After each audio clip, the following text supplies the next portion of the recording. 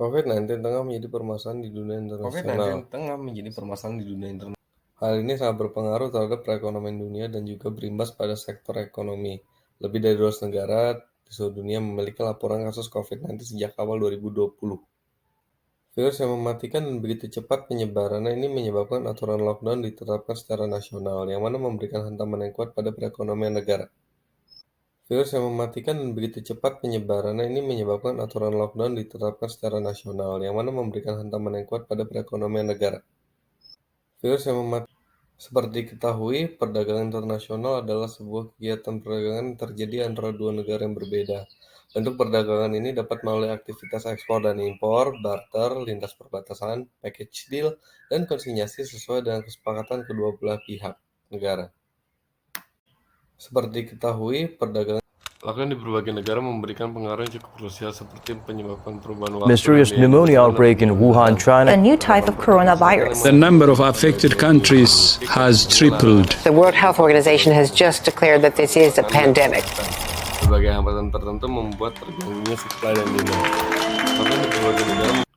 Bahkan menurut OECD pada tahun 2020 terjadi penurunan volume perdagangan dunia terbesar semenjak era Perang Dunia II. Walaupun volume perdagangan dunia cepat pulih, namun kasusnya berbeda pada tiap jenis perdagangan. Seperti data OECD yang menunjukkan, volume perdagangan jasa lebih lambat pulih dibandingkan perdagangan barang dagangan hingga 2021. Jasa yang dimaksud seperti jasa travel dan jasa turis yang terdampak cukup berat, berbeda dengan jasa barang dagangan terus hidup dan naik pesat berkat penjualan online. Masih dengan sumber yang sama, jenis perdagangan terdampak paling besar ketika pandemi COVID-19 adalah sektor penerbangan dan sektor bahan bakar dengan penurunan volume lebih dari 30%. Ini berkaitan langsung dengan kebijakan lockdown yang membuat perjalanan udara sempat berhenti beroperasi. Hanya segelintir sektor yang terjadi peningkatan volume perdagangan, contohnya sektor produk farmasi dan produk kimia masih tumbuh hingga 7%. China sebagai eksportir terbesar di dunia juga terkena imbasnya sebagai partner dagang terbesar dagang Indonesia. China pernah mengurangi pasokan impor bawang putih dan gula pasir sebesar 100%.